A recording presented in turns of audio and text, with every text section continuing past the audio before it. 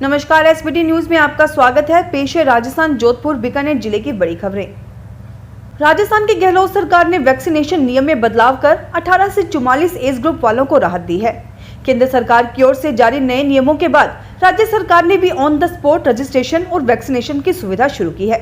यह नियम आज 26 मई से प्रदेश में लागू हो जाएगा। वैक्सीन की वेस्टेज को रोकने के लिए यह नई व्यवस्था लागू की गई है। ऑनलाइन स्लॉट लेने के बाद भी लगभग 5 से 7% लोग वैक्सीन करवाने सेंटर पर नहीं आ रहे, जिसके कारण वैक्सीन खराब हो रही है। जयपुर सहित देश के किसी भी एयरपोर्ट से विदेश यात्रा करने वाले यात्रियों के लिए एक जरूरी खबर है। कोरोना महामारी में जयपुर से फिलहाल 3 देशों के लिए फ्लाइट है।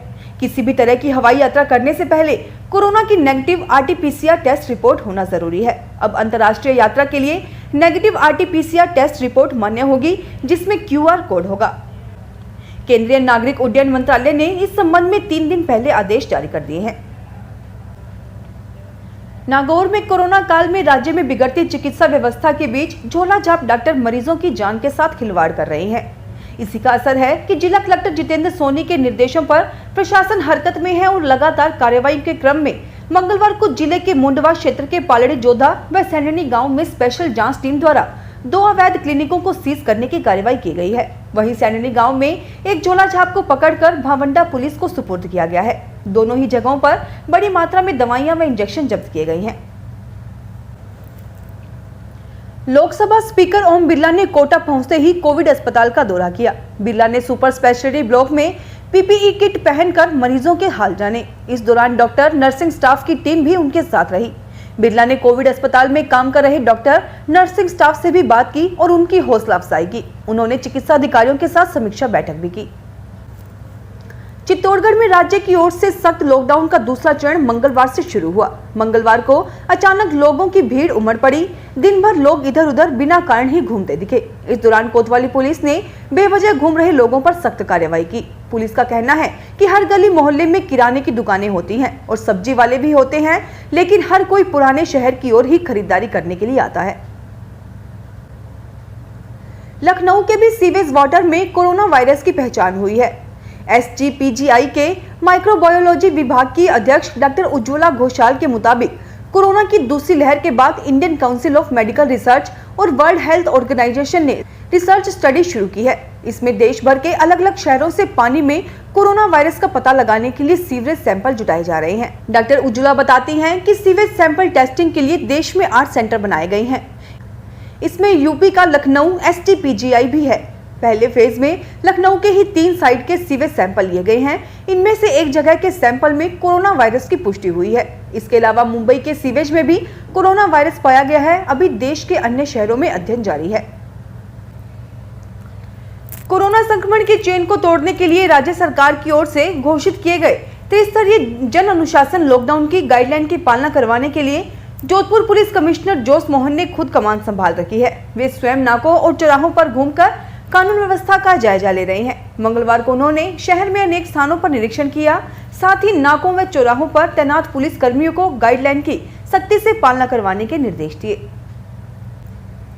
बीकानेर में कोरोना अब तेज गति से रवानगी लेता नजर आ रहा है। मंगलवार को रिपोर्ट में 233 पॉजिटिव केस आए हैं। शहर और ग्रामीण क्षेत्र में जहां सबसे ज्यादा पॉजिटिव आए थे, वहां भी अब यह हमारे डबल डिजिट में सिमट गई है। त्रिस्तरीय जन अनुशासन लॉकडाउन की गाइडलाइन की पालना नहीं करने वालों के खिलाफ जोधपुर ज्वाइंट एनफोर्समेंट टीम उत्तर का अभियान मंगलवार को भी जारी रहा। टीम ने यहां 2 और प्रतिष्ठानों को सीज किया। साथ ही 32 लोगों के चालान काटकर 3700 रुपए का जुर्माना वसूला।